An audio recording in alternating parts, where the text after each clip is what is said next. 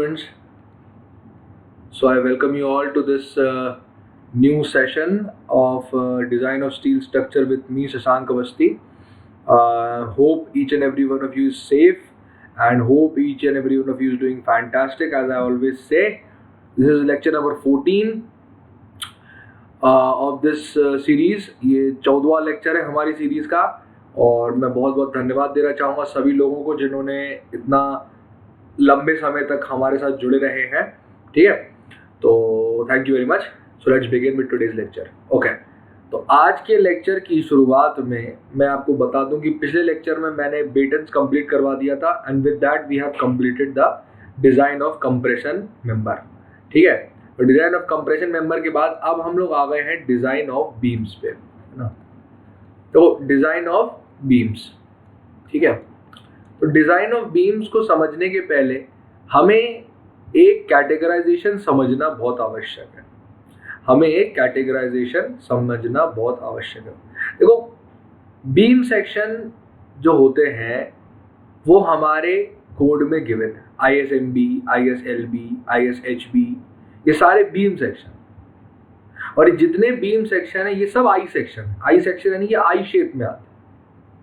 ठीक है, तो इन आई सेक्शनों को हम कैसे चूज करें कि ये हमारे पास अच्छा परफॉर्मेंस दे सके और प्लास्टिक डिज़ाइन में उपयोगी हो, उसके लिए हमें सबसे पहले आई सेक्शन को 4 कैटेगरीज में क्लासिफाई करना पड़ेगा. वो 4 कैटेगरीज क्या क्या हैं? तो बीम सेक्शन की 4 categories, 4 categories of beam section. ठीक है, बीम सेक्शन की 4 कैटेगरी. तो पहली कैटेगरी होती है, this is known as a plastic section. क्या होता है? Plastic section. देखो, ये सभी कैटेगरी जो है ना, इसके लिए कोड में हमारे पास एक, इसको आइडेंटिफाई करने के लिए कोड में हमारे पास एक स्पेसिफिकेशन दी रहती है. अब वो जो स्पेसिफिकेशन है उसको हमें मैच करना पड़ता है सेक्शन की प्रॉपर्टीज के साथ. तो ये सेक्शन है, जैसे मान लो हमारा है, तो ये सेक्शन है हमारा, है ना. अब ये जो सेक्शन है, इस सेक्शन के ये जो सेंट्रल पॉइंट है, इस सेंट्रल पॉइंट से इस एक्सट्रीम फाइबर की जो एज होती है इसको कहते हैं बी, और ये जो टोटल जो फ्लैंज की थिकनेस होती है इसे कहते हैं TF, that is thickness of flange. तो ये हो गया विड्थ, ये हो गया थिकनेस ऑफ फ्लैंज, है ना. अब इन दोनों के जो रेशियो होता है उसके ऊपर डिपेंड करता है कि वो कौन सा सेक्शन है. मैं बताऊंगा कैसे.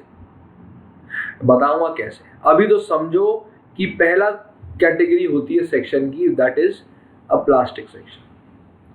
तो प्लास्टिक सेक्शन वो सेक्शन होता है जिसमें कंप्लीट कोलैप्स होने की संभावना होती है. कंप्लीट कोलैप्स मतलब क्या?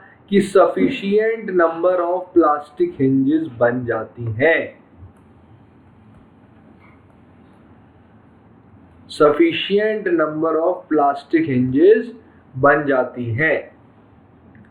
ठीक है, जितनी चाहिए, जो हमारे पास इससे पहले हमने बताया ना DS+1 के बराबर, इतनी प्लास्टिक हिंजेस डेवलप हो जाती हैं उस मेंबर के अंदर. और जब ये इतनी प्लास्टिक हिंजेस डेवलप हो जाती हैं तो वो कंप्लीटली कोलैप्स हो जाता है. अच्छा, इसमें स्ट्रेस का जो डिस्ट्रीब्यूशन है वो ऐसा ही होता है कि जिसमें मैंने इससे पहले वाले प्लास्टिक एनालिसिस में आपको बताया था इसके बारे में कि इंटरनल जितने भी फाइबर होंगे वो सारे फाइबर्स में यील्डिंग आ जाएगी. Each and every fibre will be yielded. Her fibre में यील्ड स्ट्रेस के बराबर स्ट्रेस आ जाएगा. तो ये कंडीशन, देखो, इस कंडीशन को सस्टेन करने के लिए उस सेक्शन की भी क्षमता होनी चाहिए. तो जो सेक्शन इस प्रकार के स्ट्रेस डिस्ट्रीब्यूशन को झेल सके, इस प्रकार के स्ट्रेस डिस्ट्रीब्यूशन को डेमोन्स्ट्रेट कर सके, वो सेक्शन कहलाता है प्लास्टिक सेक्शन. वो सेक्शन क्या कहलाता है? Plastic section. ठीक है, कंप्लीट कोलैप्स होने के लिए केपेबल होता है, sufficient number of plastic hinges बनती हैं और ये इस प्रकार का स्ट्रेस डिस्ट्रीब्यूशन हमें देखने को मिलता है. मेरी बात समझ में आ गई, पहली कैटेगरी। ठीक है, आगे बढ़ते हैं। द सेकेंड कैटेगरी, अच्छा इसको हम पहचानेंगे कैसे? इसको हम लोग पहचानेंगे अगर B बाई टी एफ, यानी ये जो B है यहाँ पे मैंने शो किया है आपको, B और TF, अगर B बाई टी एफ की वैल्यू हमारे पास लेस देन 9.4 है, then it is a plastic section, then it is a plastic section. ठीक है, moving forward, the second kind of section is a compact section. Compact section, अब देखो compact section क्या होता है, इसमें पार्शियल कोलैप्स होता है। पार्शियल कोलैप्स मतलब ये नहीं कह सकते कि हिंज डेवलप नहीं होती। ठीक है, ये नहीं कह सकते कि इसमें हिंज डेवलप नहीं होती, हिंज डेवलप होती है लेकिन सफिशिएंट नंबर में डेवलप नहीं होती। प्लास्टिक हिंजेस तो डेवलप होती हैं भैया, लेकिन सफिशिएंट नंबर में डेवलप नहीं होती। प्लास्टिक हिंजेस कम होती हैं। अब मान लो हमें 3 हिंजों की जरूरत थी इसका कंप्लीट कोलैप्स होने के लिए, उसकी जगह पे 2 ही हिंज डेवलप हो पा रही हैं उस सेक्शन के अंदर, तो क्या है, तो that kind of section is known as a compact section. इसका मतलब ये नहीं है कि जो स्ट्रेस डिस्ट्रीब्यूशन है वो बदल जाएगा, स्ट्रेस डिस्ट्रीब्यूशन यही रहेगा, क्योंकि प्लास्टिक हिंज डेवलप तो हो रही है। यहां लिख लो, plastic hinges are developed, plastic hinges are developed but not in sufficient number। तो उस प्रकार के सेक्शन को हम लोग कहते हैं कॉम्पैक्ट सेक्शन। क्या कहते हैं? Compact section. अब कॉम्पैक्ट सेक्शन जो है उसके लिए भी, उसको आइडेंटिफाई करने के लिए भी एक क्राइटेरिया है। अगर इसकी वैल्यू 9.4 से ज्यादा, B बाई टी एफ की वैल्यू 9.4 से ज्यादा और 10.5 से कम रहेगी, इस रेंज में रहेगी, then we are going to say that it is a compact section। then we are going to say that it is a compact section। moving forward, तीसरे प्रकार का सेक्शन होता है semi compact section. Semi compact section, अब इस section में क्या होता है, इस सेक्शन में क्या होता है कि ये section is not capable of forming a plastic hinge. ये वो सेक्शन होता है जो प्लास्टिक हिंज के फॉर्मेशन, जिसके अंदर प्लास्टिक हिंज का फॉर्मेशन नहीं देखने को मिलता। इसमें क्या होता है कि जो टॉप और बॉटम के जो फाइबर्स हैं, उन फाइबर में यील्ड स्ट्रेस तक तो पहुंच जाएगा, यील्ड स्ट्रेस तक तो पहुंच जाएगा, लेकिन प्लास्टिक हिंज जैसा स्ट्रेस डिस्ट्रीब्यूशन नहीं डेवलप हो पाता इसमें। ठीक है, तो this kind of section is known as a semi compact section. ठीक है, इसमें एक लाइन लिख लो, it does not have the capacity to develop plastic hinge.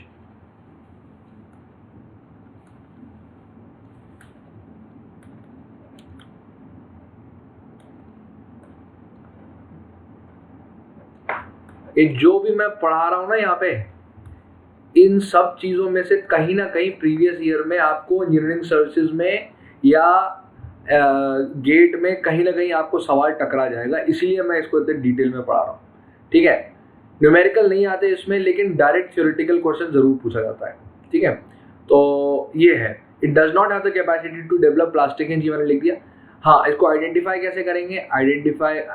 इसको आइडेंटिफाई करने के लिए जो क्राइटेरिया है, it is B by T F की वैल्यू 10.5 से लेकर 15.7 के बीच में वेरी करनी चाहिए। अगर ये क्राइटेरिया हमारे पास मैच कर रहा है, then we can very easily say that it is a semi compact section. Moving forward, fourth one is a slender section. Slender, अब भैया ये कंप्लीटली यूजलेस सेक्शन है। इस प्रकार के सेक्शन में देखो, इसमें क्या था कि अल्टीमेट फाइबर्स के ऊपर यील्ड स्ट्रेस के बराबर स्ट्रेस डेवलप हो जाता है। ठीक है, इसमें क्या है कि ये सेक्शन फेल हो जाता है यील्डिंग के पहले पहुंचने से, मतलब यील्डिंग पहुंचने के पहले ही ये सेक्शन फेल हो जाता है। तो लिख लो, this section fails before reaching the yield stress.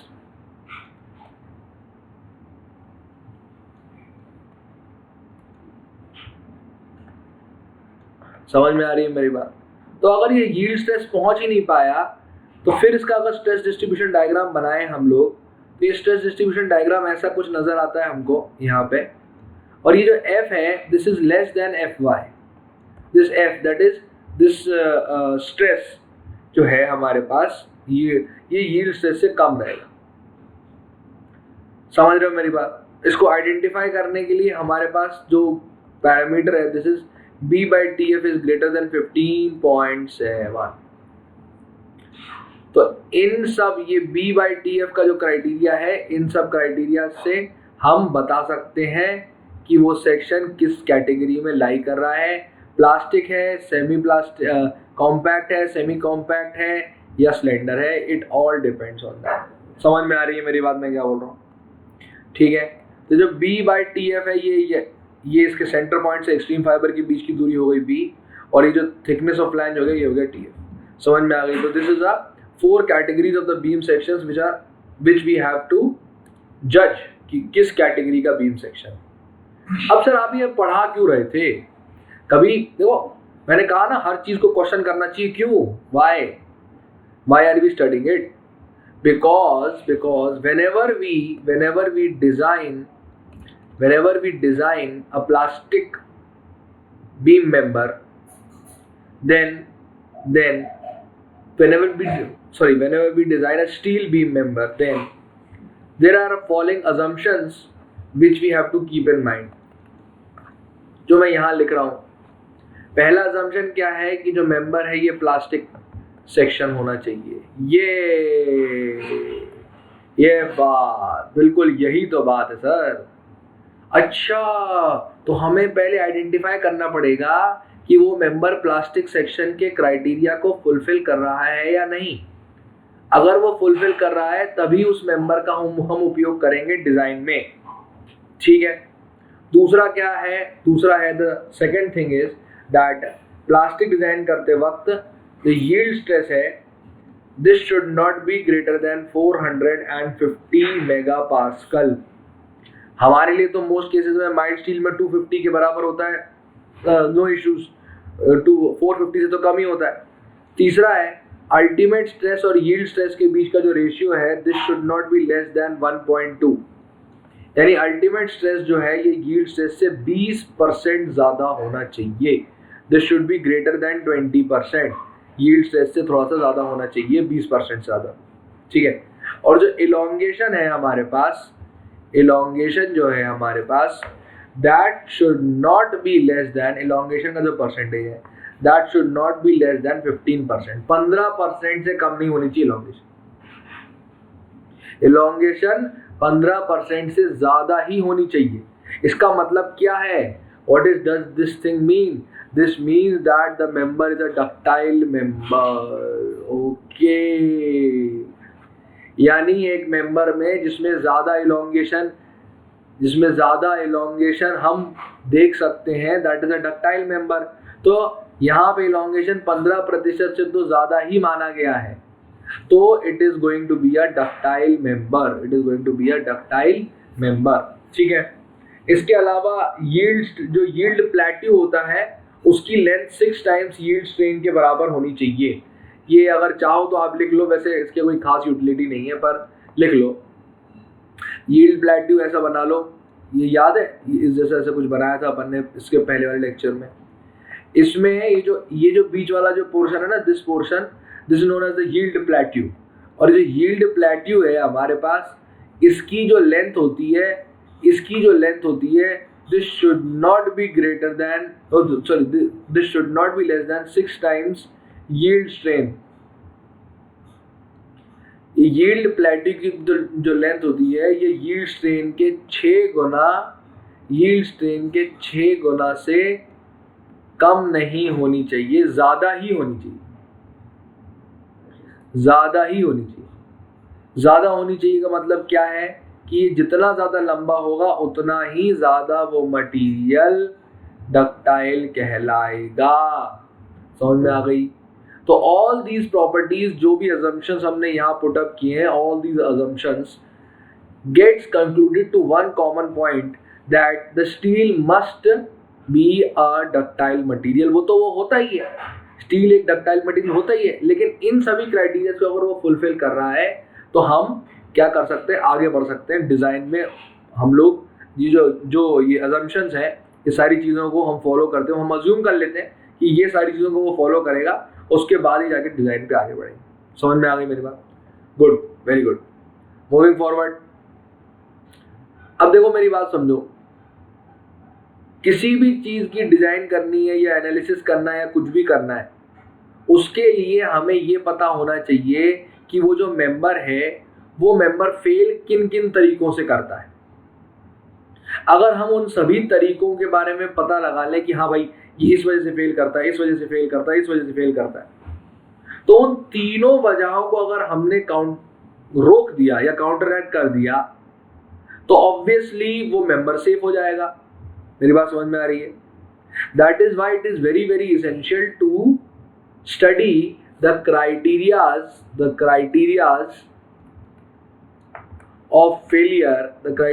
of failure of a member। अब कौन से क्राइटेरिया होते हैं फेलियर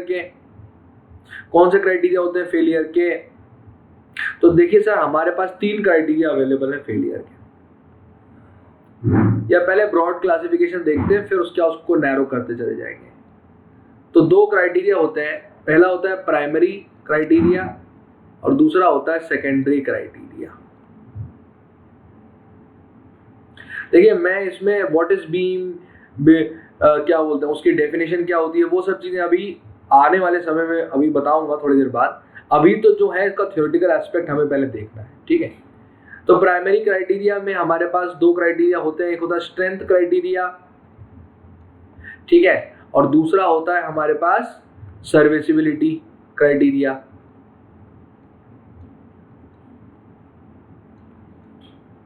और सेकेंडरी में जो होता है दैट इज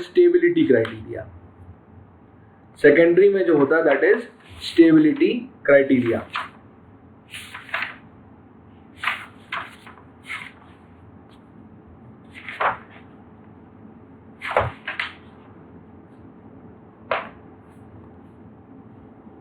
अब स्ट्रेंथ में क्या आता है, स्ट्रेंथ में आता है बेंडिंग मोमेंट का कैलकुलेशन, शेयर फोर्स का कैलकुलेशन।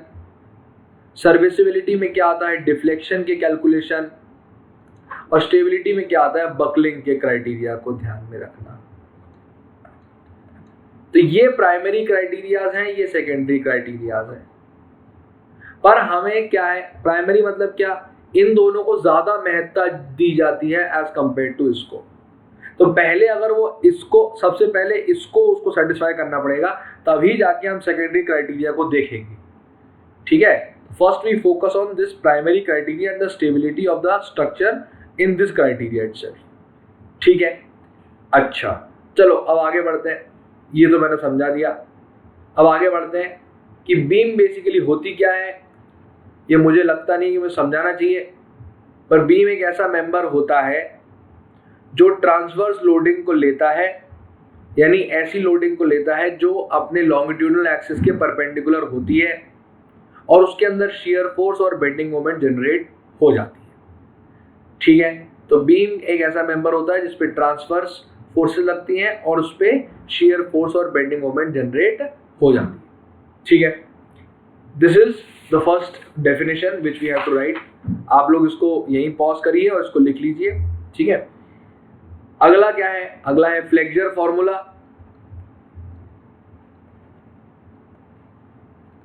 अब ये फॉर्मूला भी हमने बचपन में पढ़ा है, कौन सा, m/i is equal to σ/y is equal to E/r। ये फॉर्मूला भी हमने देखा है, बचपन में देखा है कि नहीं देखा है। ये प्योर बेंडिंग का फॉर्मूला है फ्लेक्सर का। अब इस प्योर बेंडिंग के फॉर्मूला से हमें ये भी पता है कि m/σ is equal to z। ये नहीं पता क्या हमको, m is equal to sigma z के बराबर होता है। m is the bending moment and sigma is the stress. Based on both these, that is bending moment and permissible, this is permissible stress. Based on the bending moment and the permissible stress criteria, we can very easily calculate the Z, that is section modulus. हम z की value को ऐसे calculate कर लेते हैं और इस z की वैल्यू से फिर हम क्या है इसको मैच करते हैं कोड में। कोड कौन सा? कोड नहीं, सॉरी, स्टील टेबल में। ये देखो यहां पे चीजें हो जाती हैं, मैच करते हैं स्टील टेबल में।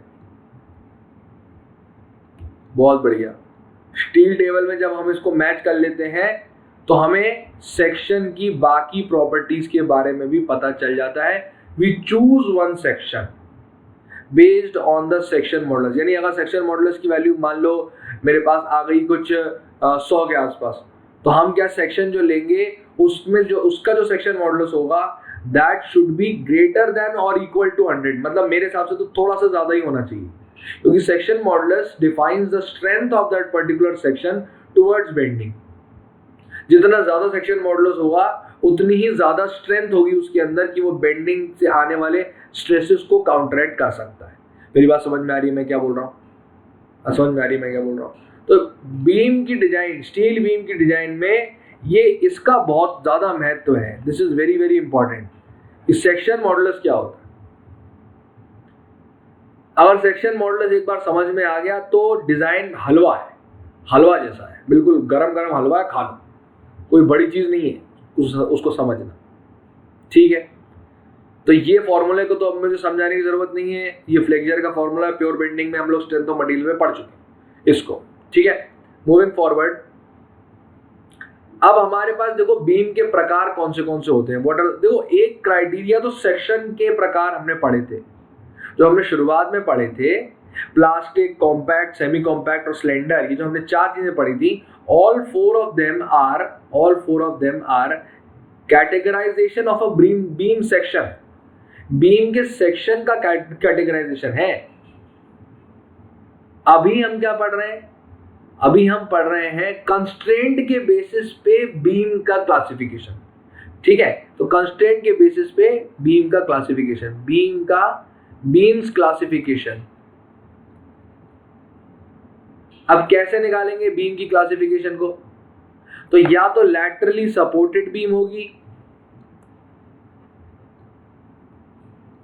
या तो लैटरली अनसपोर्टेड बीम होगी।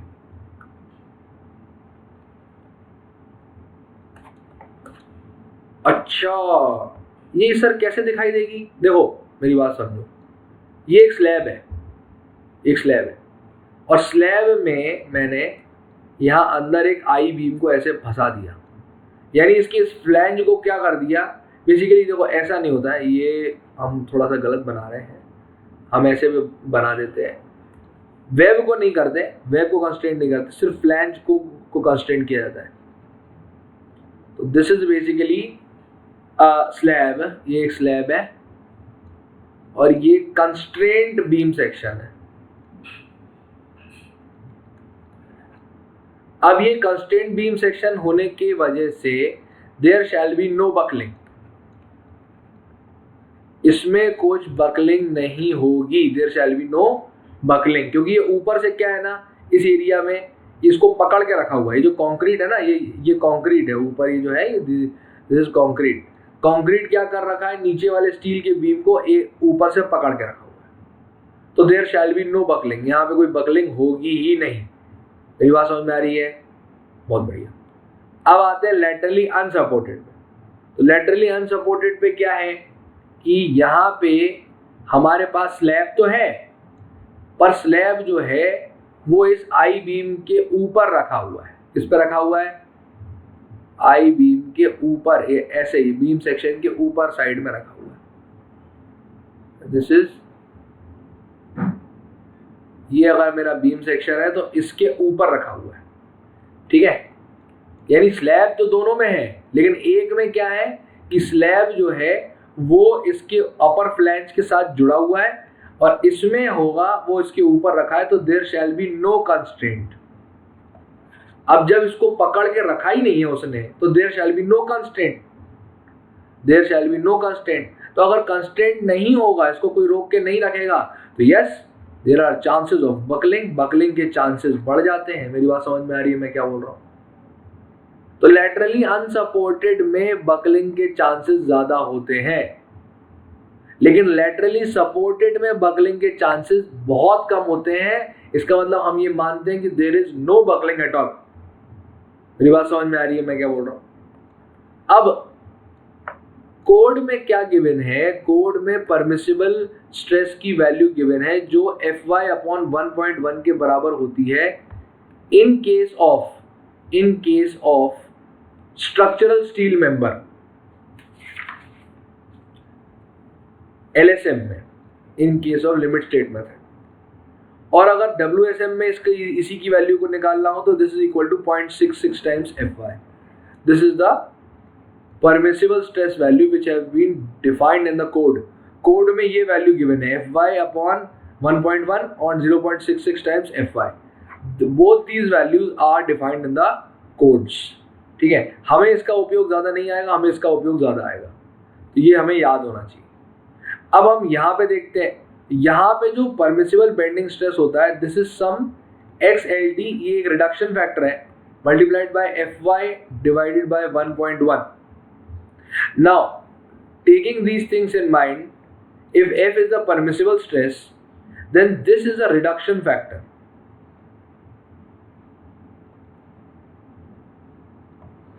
रिडक्शन फैक्टर क्यों इंट्रोड्यूस किया?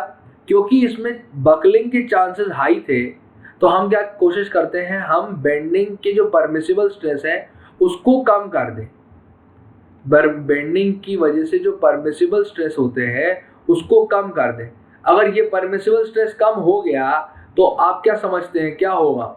अगर ये कम हो गया तो इसका मतलब जो लोड हम लगाएंगे वो भी कम लगाएंगे।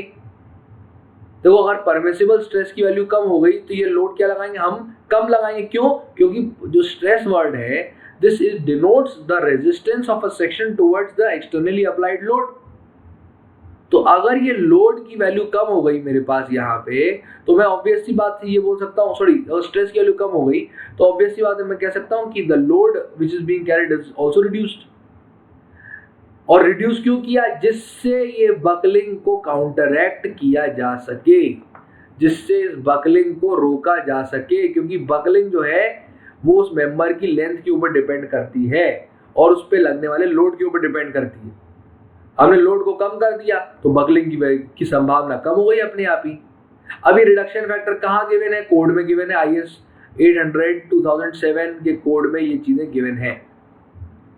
आप चाहें तो आप इसे ढूंढ सकते हैं, नहीं तो आपको क्वेश्चन में सारी चीजें गिवन होंगी पहले ही। ठीक है, so this was a brief introduction about the laterally supported and the laterally unsupported beam section. Hope you people don't have any doubt regarding this. Okay. अब there is one important point which we have to add over here is that the load is the bending moment। एक बहुत important बात दिखा रहा हूँ, bending moment is taken by the flanges। मतलब जो flange वाला जो पोर्शन है वो क्या काउंटर करेगा? Bending moment. And shear force is taken by the web। shear force is taken by the web। अब देखो, बेंडिंग के लिए अगर वो सेफ है तो जो स्ट्रेस उस मेंबर के अंदर जनरेट हो रहा है this must be less then the permissible stress जो इससे पहले वाले में मैंने आपको बताया था। Similarly shear force is taken by the web। तो वेब के अंदर जितना shear force जनरेट हो रहा है this should be less then tau allowable.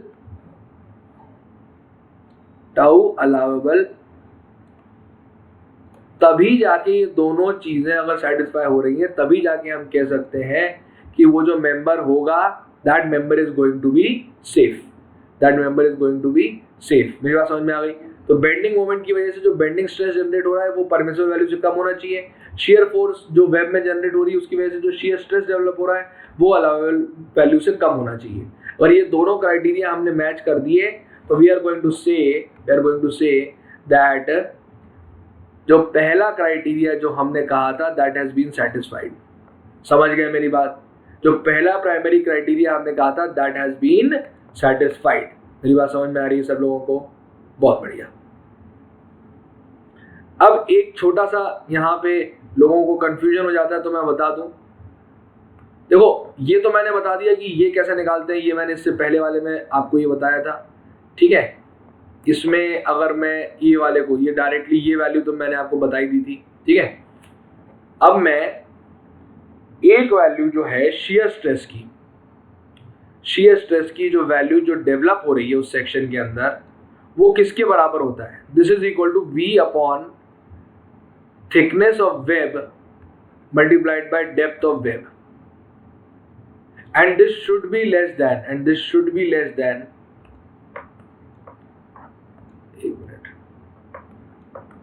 the permissible value. This should be less than the permissible value. ठीक है। अब कैसे इसको आप लोग शो करेंगे? तो देखो मेरी बात समझो, दो क्राइटेरिया होते हैं, दो कैटेगरीज होती हैं, जिसमें एक सेक्शन को अभी हम लोग वो करेंगे, कैटेगराइज करेंगे। So basically this is a criteria.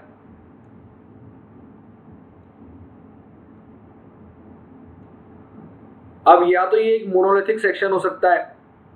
अगर ये एक मोनोलिथिक सेक्शन है मेरे पास यहाँ पे, तो ऑब्वियस सी बात है कि ये जो सेक्शन का वेब है, ये मैं ओवरऑल डेप्थ को लेके चलूंगा। This is going to be the overall depth and this is going to be known as the web.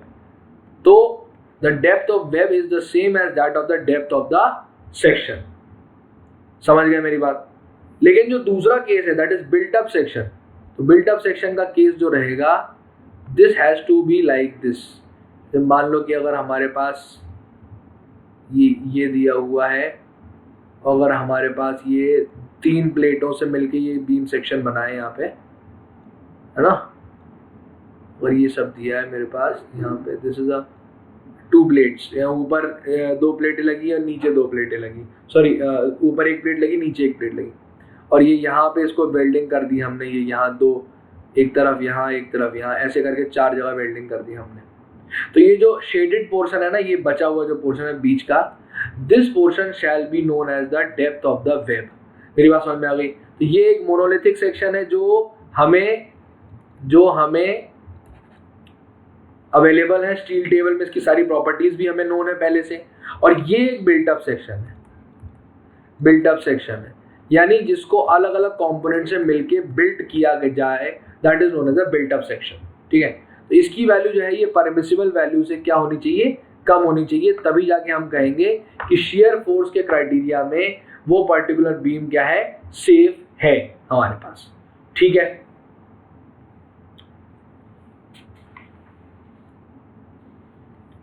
Now अब इसके साथ जब मैंने शियर फोर्स वाले दोनों आपको बता दिए, तो we are done with this.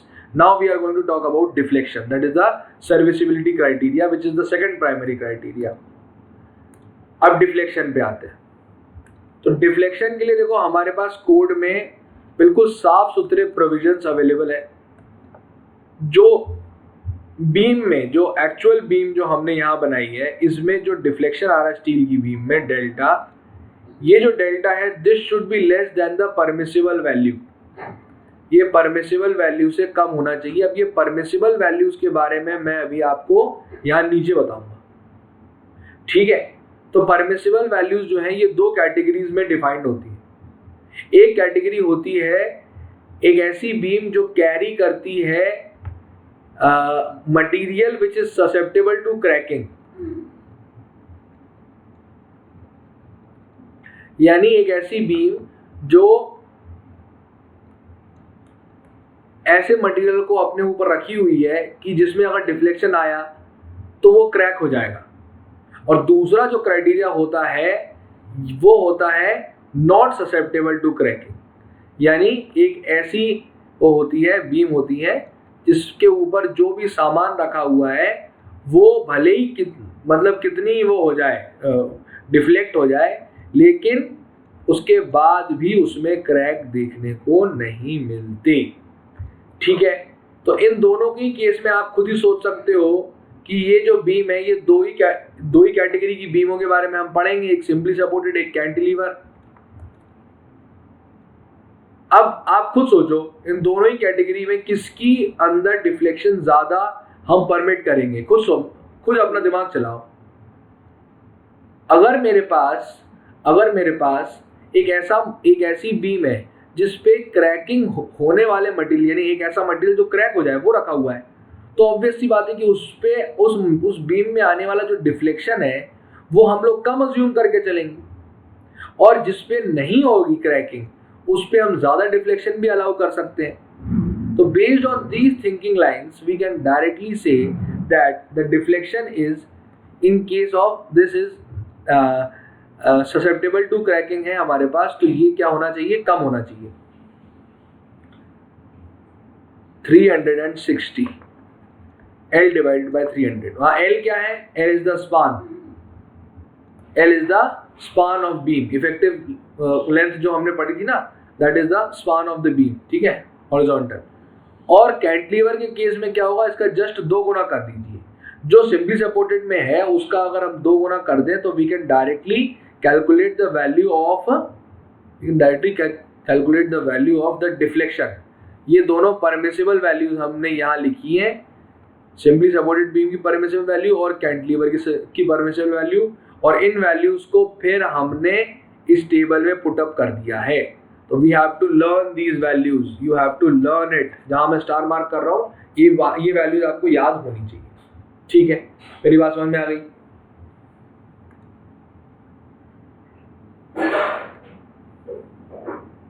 Okay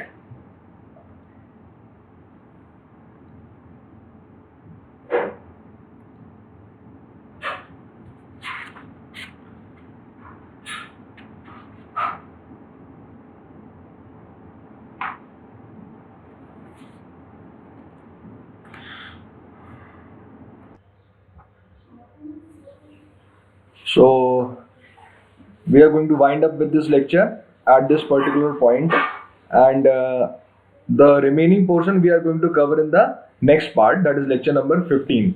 Okay, so thank you very much for being patient enough. I'm going to meet you in the next lecture of this series, and thank you again.